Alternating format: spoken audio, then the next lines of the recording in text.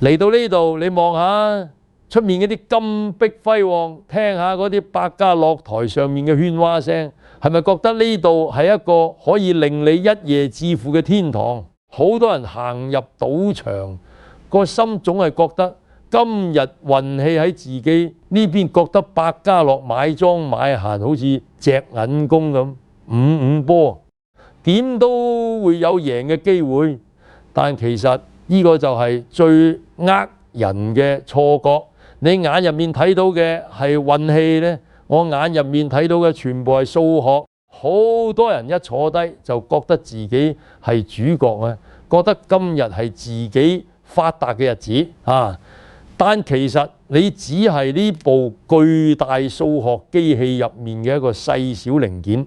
你嘅任務就係將你辛苦賺翻嚟嘅血汗錢，通過一套精密嘅邏輯，心甘情願咁交俾莊家。點解咁多人喺百家樂台上面洗白，甚至傾家蕩產？我哋先從最基礎嘅數學概率講起。你覺得買莊買閒係對等，我5點鐘還啦。但你忽略咗一個最關鍵嘅細節，就係抽水同埋賠率。百家樂雖然看似公平，但莊家其實擁有微弱但係致命嘅優勢。我就要去啦。莊閒嘅勝率唔係真正嘅50%對50%。如果你仔細去計莊嘅勝率，大約係45.8%，加5點鐘換呢，閒係44.6%，剩翻嘅係和。你可能會話差嗰1%啫，但係數學嘅世界入面呢一點點就係天條5點鐘嘅還啦，係不可逾越嘅鴻溝。只要玩得足夠耐，次數足夠多，呢個微弱嘅優勢就會好似磨刀石咁，慢慢磨光你手上所有嘅籌碼。好多人中意買和，因為賠率高，1賠8好似好吸引。但其實買和嘅莊家優勢高達14%。呢種注碼換啦，喺數學上叫交智商稅。你每買一注和，你就離洗白嘅日子近咗一大步。好多人迷信所謂嘅路子，5點鐘還啦。睇大路小路大眼仔，覺得可以從中揾到規律，甚至覺得牌局係有生命有性格嘅。你見到連續開咗幾鋪莊，不夠5點鐘換呢，就覺得下一鋪一定會開閒。呢種諗法喺博弈論入面叫賭徒謬誤。其實每一鋪牌都係一個獨立事件洗好嘅牌入面換啦。每一張牌嘅出現概率係固定嘅。上一鋪開莊同下一鋪開乜嘢根本完全冇邏輯關係。所謂嘅規律一不夠嘅5點鐘還啦。不過係你個腦喺雜亂無章嘅數據入面強行套上去嘅幻覺，係一種心理安慰。你越係覺得自己睇通咗條路，越係覺得自己掌握咗規律，你就越係行入咗概率為你準備好嘅陷阱。你會發覺，當你開始從住買所謂嘅好路嗰陣，不夠5點鐘換啦，通常就係爆路嘅開始。因為當你深信不疑嘅時候，就係你加大注碼走向毀滅嘅時候。再講資金結構，呢個係賭客同賭場之間最唔平等嘅博弈。你手上嘅錢叫賭本，我手上面嘅錢叫資本。你帶100萬嚟，你覺得好多好似可以呼風喚雨但對我嚟講呢，100萬只係汪洋大海入面嘅一滴水。數學上有個理論叫賭徒破產論。簡單嚟講，不夠5點鐘玩呢。當你面對一個擁有無限資金嘅對手時，只要你一直玩落去，破產嘅概率係100%。點解？因為你嘅容錯率係0，還呢，你嘅資金係有底線嘅，而我嘅資金喺你面前等同於無限。你可以連續贏我10鋪20鋪，我依然企喺度，不夠5點鐘換啦。因為呢啲損失對我嚟講連傷筋動骨都算唔上，我可以承受無數次嘅概率波動，直到概率最後回歸到均值。但係你呢，只要遇到一次極端嘅向下波動，遇到一輪手風極之唔順嘅長閒或者長莊，只要你嘅資金鏈斷咗一次，你就即刻出局。你諗住用刀仔鋸大樹，但係我嘅樹根係深不見底。賭場仲有一招殺手鐧，就係限紅。每一張台都有最高下注額。你可能會問，既然莊家有優勢，點解唔俾我下注1000萬1億？因為限紅係為咗防止你用倍頭法，即係所謂嘅輸1000買2000，輸2000買4000，只要贏一鋪就回本，仲有賺。如果你資金無限，賭場真係會驚，但因為有限紅，我就要去啦。一不夠5點鐘還咧。當你連續輸到第7、第8鋪，你需要下注嘅金額就會超過台紅上限。呢個時候你嘅資金管理就會崩潰。還呢，你會發現你連回本嘅機會都被數學規則鎖死咗。賭場唔需要每次都贏你。佢只需要等你自己輸光嗰一次。原來你係用有限嘅生命同財富去對抗無限嘅數學邏輯。呢場仗由坐落去嗰一刻開始，勝負嘅天平就已經傾斜。賭場嘅設計更加係一門極致嘅環境心理學。你有冇發現行入賭場之後，你係揾唔到時鐘門呢？亦都睇唔到出面係天黑定係天亮。呢度永遠燈火通明，永遠係下午3點鐘最精神嘅樣。換呢，我哋仲會往空氣入面加高濃度嘅氧氣，等你好似打咗強心針咁，時刻保持亢奮，感覺唔到攰，感覺唔到飢餓。你覺得口渴，有免費嘅嘢飲，你覺得餓，有最好嘅餐廳。呢一切設計目的只有一個，就係要切斷你同外界時間空間嘅聯繫，等你就咁坐喺台上面，機械式咁重複下注嘅動作。當你失去時間觀念，你就會喪失對風險嘅敏感度嘅。你贏錢嘅時候覺得時間過得好快，大腦分泌大量多巴胺，令你產生一種無所不能嘅幻覺。不夠5點鐘換啦，想繼續贏多啲，覺得運勢正旺。你輸錢嘅時候，因為環境嘅舒適同亢奮，你會覺得一定要贏返先肯走，覺得鋪一定會轉運。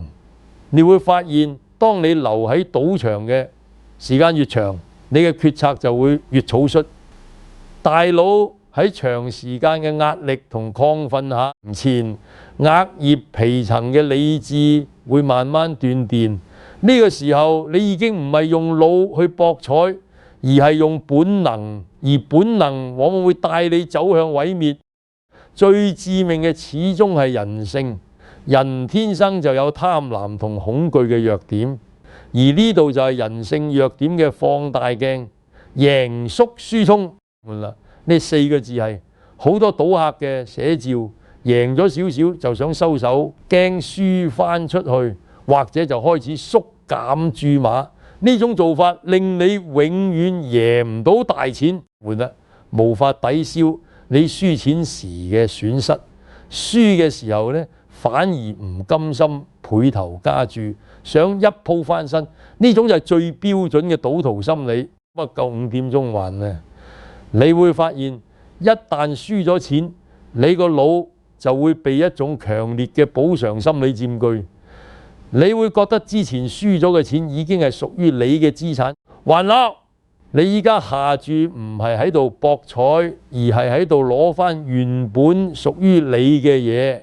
呢種補償心理會令你產生一種沉沒成本嘅陷阱。5點鐘還呢，你投入得越多，你就越捨唔得離開。當你產生呢種心態，你嘅判斷力就會完全喪失。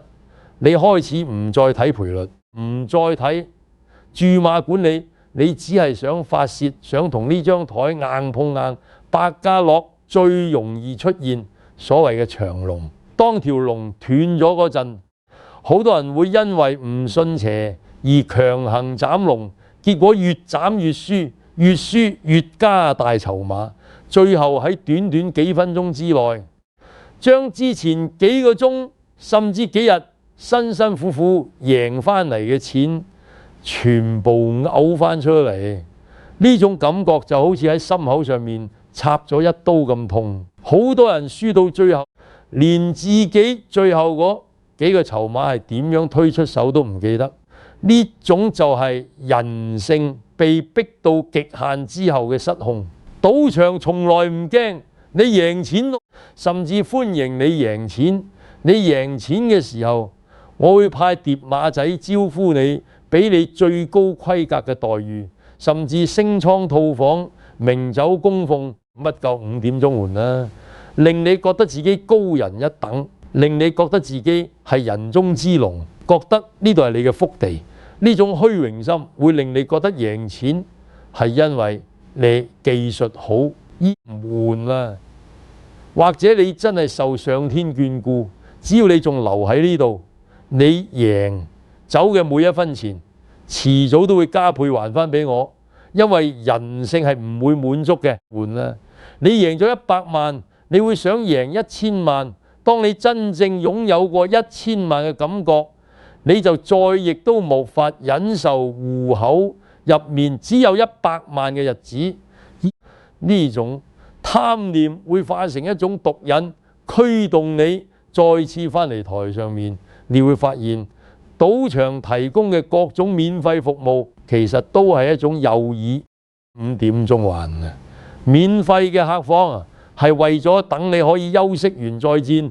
免費嘅自助餐係為咗補充你嘅體力，好讓你繼續下注啊。不過5點鐘還啦，甚至連賭場入面嘅香味都係經過調配，可以降低你嘅焦慮感。當你覺得賭場對你好周到嘅時候，換咧，其實佢係緊緊咁握住你個心臟。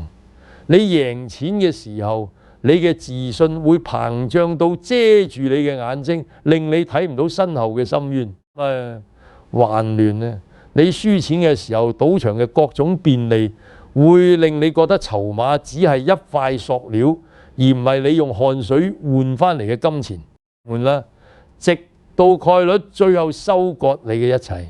你行出門口嗰陣，涼風吹過，你先至會猛然醒悟，原來嗰啲籌碼代表嘅係你嘅人生。好多人問我，賭場入面有冇贏家？我可以話你知，除咗開賭場嘅人，唯一嘅贏家就係嗰啲識得起身離場嘅人。唔夠5點鐘還啊！但係你要明，資金管理遠比你研究點樣下注重要得多。你要將博彩當成一種企業經營，要有止損，更要有止盈。不夠5點鐘換㗎啦！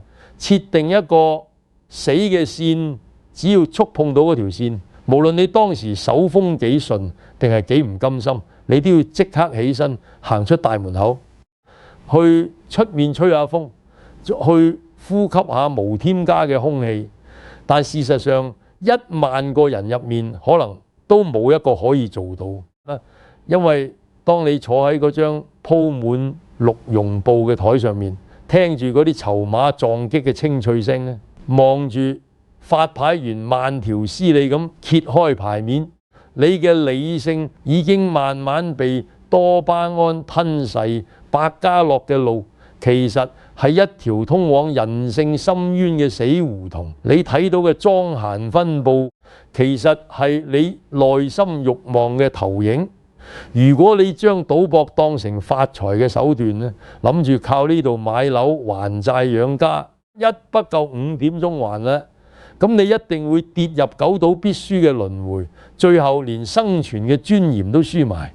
只有將呢度當成一種昂貴嘅消費，原來用一種買門票睇場大戲嘅心態入嚟，你先至有極少數嘅機會喺賭場呢部巨大嘅冷酷無情嘅吸金機器入面攞到嗰一線生機咩？好多人輸錢係因為唔信邪，總覺得天會幫自己。但係數學從來唔講交情，一不夠5點鐘換啦。莊閒分佈嘅背後係冷冰冰嘅統計學公式，佢唔會理你係咪趕住救命，亦唔會理你係咪第一次嚟，佢只會根據大數法則換咧。將你嘅錢慢慢吸走。你要明白，賭場裏面嘅每一寸地毯，每一盞價值連城嘅水晶燈，甚至係員工嘅制服，其實都係由無數好似你咁諗住贏錢嘅人捐獻出嚟嘅。呢度從來唔生產任何財富，呢度只係財富嘅搬運工換啊！將你辛苦賺翻嚟嘅錢，通過數學公式合法咁搬落我哋嘅金庫。記住，數學係全世界最誠實嘅嘢，佢唔會騙你，會騙你嘅只有你內心嗰種不切實際嘅幻想。有好多人會話我有系統，我有必勝法。如果你真係有必勝法，全澳門嘅賭場早就關門大吉，所有所謂嘅職業賭徒最終嘅宿命大多都係洗白。點解？因為無論你嘅系統幾完美，逼夠5點鐘還呢，只要你有貪念，只要你仲會因為輸錢而心跳加速，只要你依然係一個人，你就鬥唔過呢部冇感情嘅機器。換啦，賭場最怕嘅唔係你贏錢，而係你贏咗之後唔再翻嚟。只要你仲肯翻嚟，你無論贏幾多次，一不夠5點鐘還呢，其實都只係代我哋保管住啲錢先。當你覺得你可以憑運氣打破概率，當你覺得你可以憑膽量壓過莊家嘅時候，不夠5點鐘還呢，你就係賭場最歡迎嘅客人，亦都係我哋最肥美嘅獵物。呢度嘅繁華其實係一種幻影。點鐘換啊，係建立喺概率同人性弱點之上嘅空中樓閣。如果你仲諗住靠百家樂翻身，我勸你不如依家就起身行去海邊睇下浪嘅換啦，聽下水聲。你要學會接受呢個世界係有啲嘢你控制唔到嘅，例如下一鋪牌係乜嘢，例如你今日運氣幾好，賭海無邊還呢，岸其實一直喺你身後，只要你肯轉身，只要你肯放下心中嗰份無謂嘅執着，你就係真正嘅贏家。嗱，就要去啦，因為喺博弈論嘅世界入面，真正最高明嘅策略其實就係唔參與。當你唔賭嘅時候，不夠5點鐘還呢，你就已經贏咗賭場最想從你身上攞走嘅嘢，就係你嘅理智同埋你嘅未來。你會發現，當一個人決定唔再賭嘅時候，不夠5點鐘換咯。佢眼神入面光係最珍貴嘅，唔好等到身無分文，唔好等到眾叛親離先至去反思呢啲數學道理。換了百家樂陀上面嘅綠布，從來都係由淚水同悔恨染成嘅。你要學會對自己負責，你要學會對你身後嘅屋企人負責。玩啦，金錢可以再賺，但係你嘅人生一旦交俾咗概率，你就變咗一葉孤舟，喺驚濤駭浪入面隨時覆沒。其實人生本身已經係一場最大嘅博弈。你努力讀書、努力工作、努力經營家庭，呢啲全部都係你可以控制概率嘅投資。點解要去啦？一張百家樂台上面，將你人生嘅主動權交俾2、3張撲克牌呢，呢種買賣點計都係蝕本。換啦，換啦！記住我今日同你講嘅呢番話，呢度嘅燈光越燦爛，背後嘅陰影就越深。當你下次行入賭場還啦，聽到嗰種令你血脈紛張嘅聲音嗰陣呢，諗一諗嗰1.1點幾嘅天條，與其喺百家樂台上面揾嗰一線生機，不夠5點鐘還呢，不如喺現實生活入面腳踏實地，只有你嘅汗水賺翻嚟嘅錢，先至會有温度，先至會真正屬於你賭場嘅錢嚟得快，去得仲快，去得仲快，而且去嘅時候通常會帶埋你嘅靈魂一齊走。唔好做數學規律嘅奴隸，要做自己命運嘅主人。最後門啦，我想同你講話賭場嘅大門永遠打開，但係我最希望見到嘅係你行過大門口而心如止水。當你能夠拒絕呢種唾手可得嘅誘惑，當你能夠睇穿呢啲金碧輝煌背後嘅邏輯，你就已經修成正果。呢個世界冇不勞而獲，不夠唔點樣呢？更加冇長期可以贏過概率嘅奇蹟。好好珍惜你手上擁有嘅一切，唔好將其作為籌碼擺上嗰張無情嘅賭台。話呢如果你覺得呢番話聽入耳，咁我今日就冇白講。賭場嘅每一鋪牌開出嚟，其實都係喺度提醒緊你，平凡先至係福，理智先至係財。行出呢度，望下藍天白雲，你會發現真正屬於你嘅財富，其實一直喺你身邊，從來都唔係嗰張百家樂台上面